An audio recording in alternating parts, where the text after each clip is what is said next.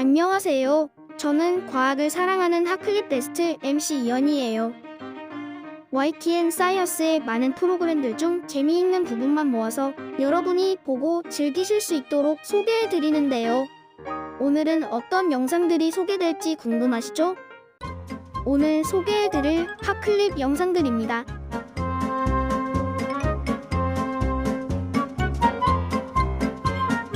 또 영상이 왔네. 또 도착했습니다. 아주 뭐 타이밍이 기가 막히구만. 어디 한번 보자. 물 위에 촛불을 두고 이 컵으로 덮네.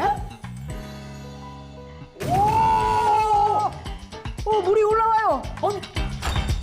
오호, 덮어놓은 컵 안으로 물이 올라오네. 아니 이럴 수가.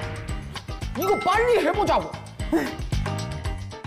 준비물은 양초와 라이터, 넓은 접시와 컵, 색소탄 물입니다. 먼저 그릇에 물을 부어주고, 자, 이 상태에서 초를 그 위에 올려줘. 그리고 초에 불을 붙여. 자, 이 상태에서 컵을 덮어줄게요. 자, 이렇게 덮어주면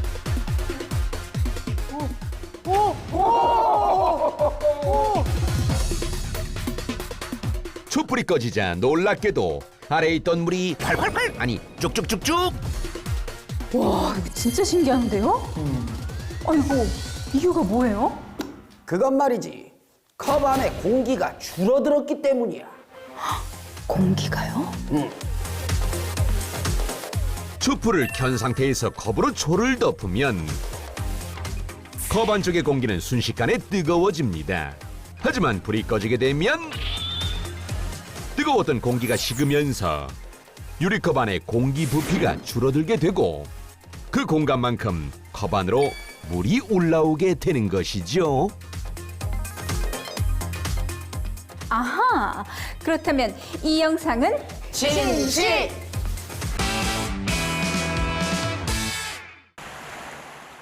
가슴까지 시원해지는 파도 소리가 괜시리 설레게 만드는 이곳.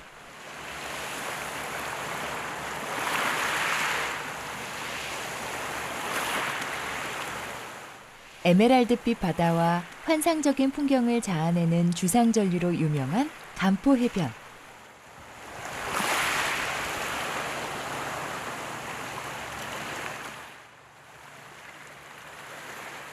이곳이 일행들의 목적지라는데요. 해변에 앉아 잠시 명상에 잠겨봅니다. 오롯이 파도 소리에 집중해보는 시간. 가만히 듣고 있노라니 잡념도 더위도 어느새 사라집니다. 일단 평소에는 뭐 주변 소리에 신경 쓸 뭐 그런 것도 없고, 근데 뭐 맨날 일만 하다가 이렇게 직장 동료들이랑 같이 나와서 바로 소리도 듣고 주변 돌 밟는 소리도 듣고 이러니까 스트레스도 풀리고, 뭐 다시 또 오고 싶은 마음도 들고 그러네요. It's really nice to meditate at the ocean because the waves that are incoming, they have really nice sounds, like the Soda Club. 이른 아침부터 자연의 소리를 듣고 함께 호흡하며 진행된 명상의 시간들. 우리는 이런 시간들을 통해 마음의 안정을 얻게 되죠. 도대체 그 이유는 무엇일까요?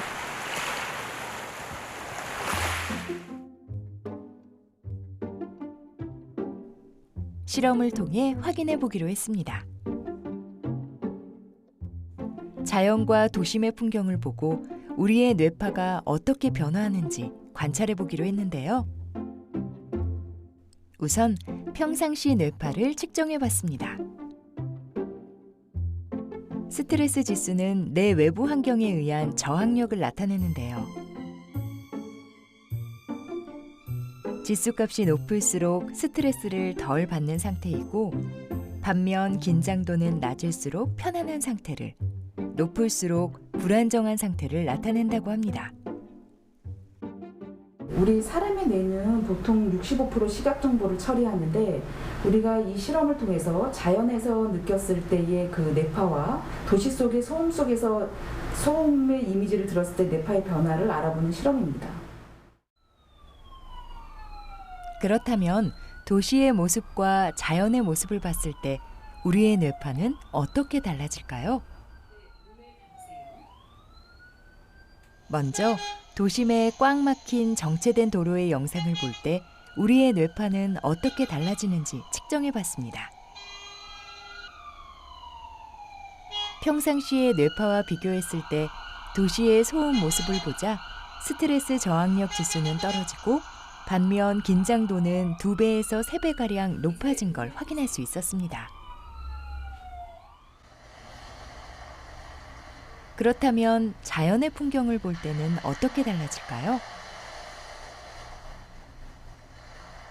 스트레스 저항력 지수는 높아지고 긴장도는 절반 가까이 떨어진 걸 확인할 수 있었습니다. 네, 평소 안정적인 뇌파를 보였던 분이 도시의 이미지와 큰 소음을 들려주니까 뇌파가 베타파가 과하게 출현하면서 불안정한 상태가 보였고, 그 다음에 자연의 소리를 들려주니까 그 다음에는 우리가 스트레스가 해소가 되고 이완이 되는 전형적인 알파파 형태가 출현되는 것을 알 수 있었습니다. 소행성은 궤도가 불안정해 삽시간에 움직임이 변하는데요. 추적을 위해선 단 하나도 놓칠 수 없는 보물 같은 영상들입니다.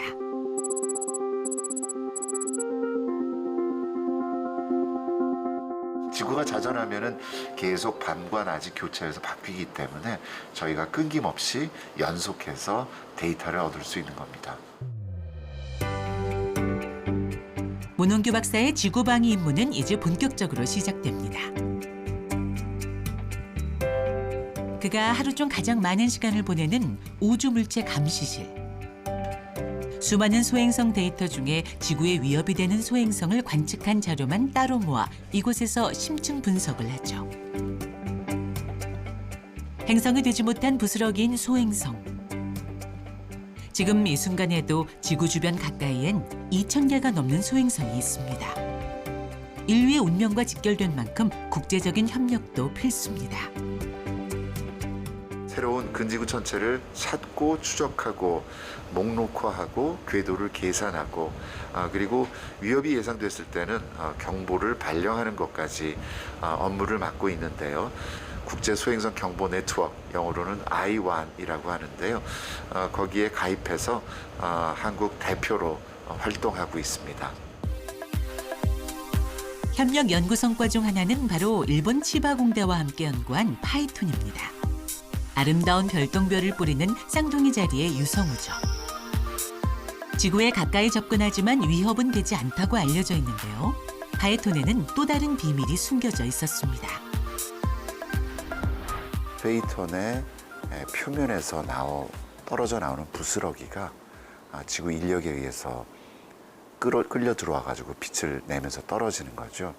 근데 그 돌 부스러기가 다른 유성우하고는 성질이 많이 다릅니다. 그래서 그 특성이 어떤지 굉장히 궁금해하는데요, 과학자들이.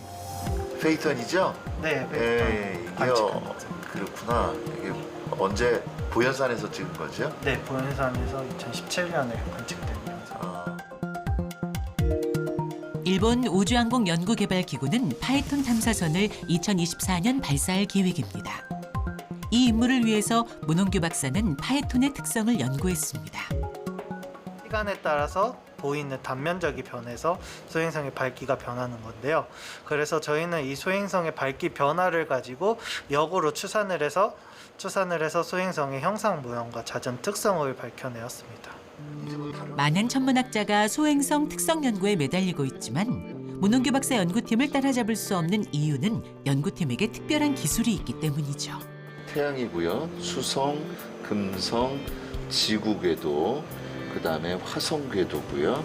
큰 타원 궤도가 바로 페이턴의 궤도인데요.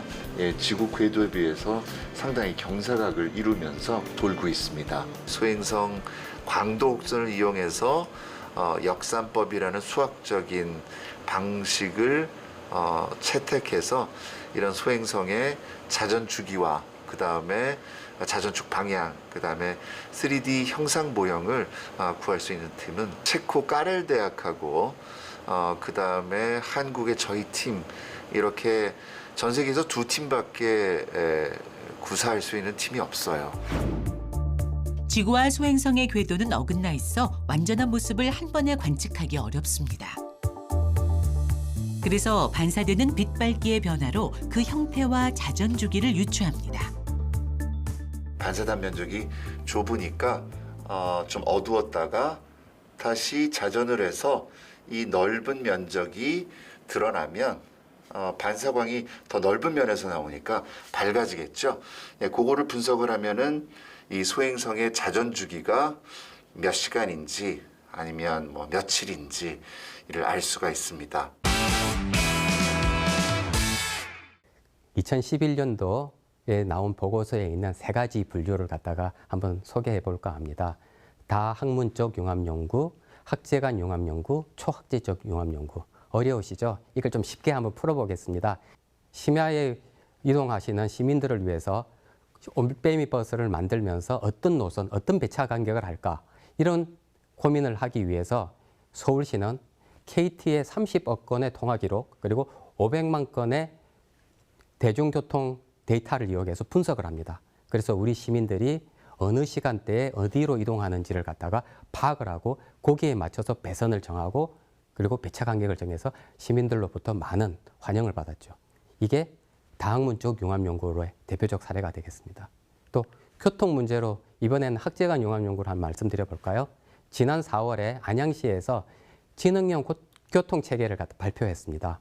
이 교통체계에는 AI, 빅데이터, 비전, 그 다음에 심리학, 행동학, 많은 어떤 학문들이 합쳐져서 보시는 바와 같이 앰뷸런스가 다른 그 방해를 받지 않고 가장 빠른 시간 내에 병원에 들어갈 수 있고, 그리고 스쿨존에는 우리의 어린이들이 가장 안전하게 보호받을 수 있도록 신호등이라든지 차량의 어떤 속도를 통제하는 이런 형태의 기존의 기술들이 모여서 새로운 목적을 달성하는 것, 이게 학제간 융합연구가 되겠습니다. 제가 초학제적 융합연구를 또 가장 마지막에 설명드렸는데요. 사례도 가장 작습니다. 새롭게 만들어진 교통공학이라고 하는 학문 분야입니다. 이 교통공학은 교통을 계획하고 운영 관리하고 구조를 설계하는 분야가 합쳐져 있는 새로운 학문 분야입니다. 이런 학문 분야를 만들기 위해서 사회과학, 경제학, 시스템공학, 수학, 물리학이 융합해서 새로운 학문 체계를 만든 것. 이게 초학제적 융합연구의 좋은 사례로 이렇게 말씀드릴 수 있겠습니다.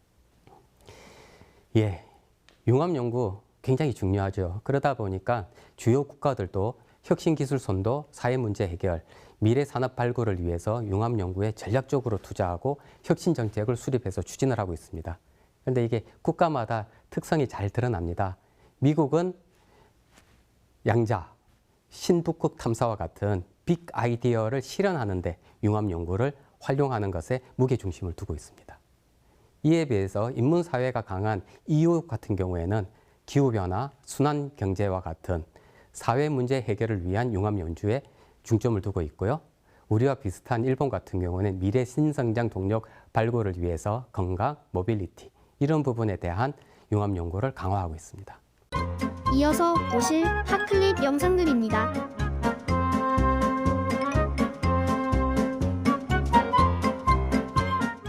액체 상태의 과산화수소를 주입하면 과산화수소가 촉매를 통과하면서 고온의 산소와 수증기로 변하게 됩니다. 연소실로 이동한 고온가스와 연료인 등유가 만나면 점화장치 없이 자연점화가 유도되는 것이죠. 로켓의 심장이라고 불리는 추력기 조립이 끝나면 연소 실험을 하는 실험실에 추력기를 고정시킵니다. 그리고 추진제 탱크들로부터 추력기까지 추진제가 공급될 수 있도록 하는 배관을 설치합니다. 무화나 허투루 다룰 수 없는 로켓 실험이 되는 거죠. 온도 센서, 압력 센서, 그리고 밸브를 작동시키기 위한 신호선 등을 연결했습니다. 상당히 복잡해 보이는데요? 네. 아무래도 로켓이라는 것이 일단 복잡한 것이기 때문에 저희가 최대한 간편하게 저희 실험실에서 구현을 한다 하더라도 여전히 복잡성은 좀 높은 편입니다.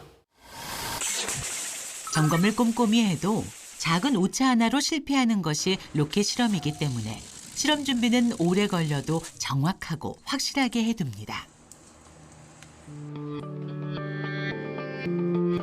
설치가 모두 끝나면 본격적인 연소 실험에 들어가기에 앞서 혹시 모를 위험 요소를 최소화시키기 위한 보호구 착용을 합니다. 방염 처리가 된 실험복입니다. 저희가 아무래도 화염을 다루다 보니까 이런 특수하게 방염 처리된 실험복을 입고 있습니다. 만반의 준비를 끝내고 로켓의 산화제로 사용하는 고농도 과산화수소를 주입합니다.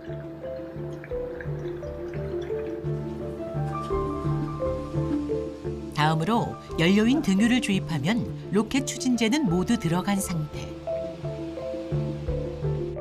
전기의 힘이 아닌 가스의 힘을 이용해 밸브 개폐를 진행하고 있기 때문에 원하는 압력에 맞춰 가스들을 공급해주고 밸브를 열면 연소 실험 준비는 모두 끝납니다. 이제 준비 다 끝난 건가요? 네. 네, 들어가시죠. 자, 시작했습니다. 준비다 3, 2, 1. 기나긴 준비 끝에 드디어 시작된 실험. 붉은 화염과 함께 점화가 되는데요.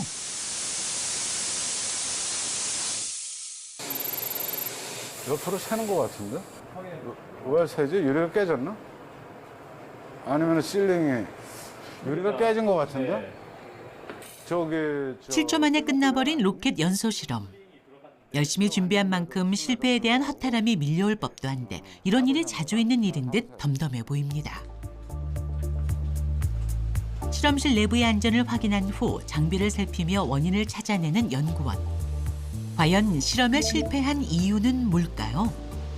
순간적인 열 상승으로 인해서 이제 유리창이 깨진 결과가 나왔고요.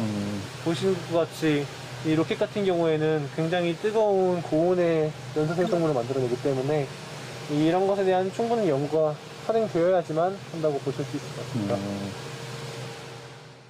실패를 해야 성공도 있는 법. 원인을 알아내야 성공할 수 있다는 권세진 교수. 화염에서 나오는 그 주황색 칼라는 필터를 써서 막아버렸어요. 그러니까 이제 주황색 화염은 사라지고 그 백라이트가 배경이 돼서 케로진이 주입되는 그 액주의 형상이 여기 나타나는 겁니다. 예. 조개 속 진주알처럼 실패한 실험 속에서도 중요한 데이터를 알아낼 수 있다는데요. 주입한 등유를 눈으로 확인해 등유의 흐름이 연소에 어떤 영향을 미치는지 알 수 있었습니다.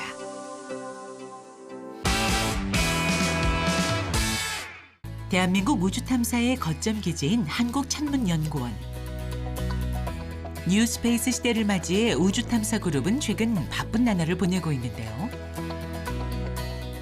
연구팀의 출근은 칠레와 남아프리카 공화국, 그리고 호주까지 무려 3개국에서 이루어집니다. KMTnet 모니터링실인데요. 칠레, 남아공, 호주에 설치되어 있는 KMTnet 1.6m 망원경 관측소 3개소에서 이루어지는 모든 일들을 감시하고 관리하는 곳입니다. 대한민국을 대표하는 소행성 전문가 문홍규 박사입니다.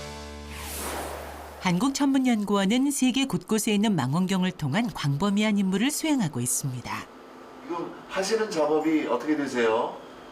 관측소에서 일어나는 현상들을 소리를 통해서 파악하게 되는데 이를 시각화 장치를 만들어서 달았고요. 하드웨어 작업은 다 끝나시는 건가요? 하드웨어 작업은 이미 거의 다 끝났고요.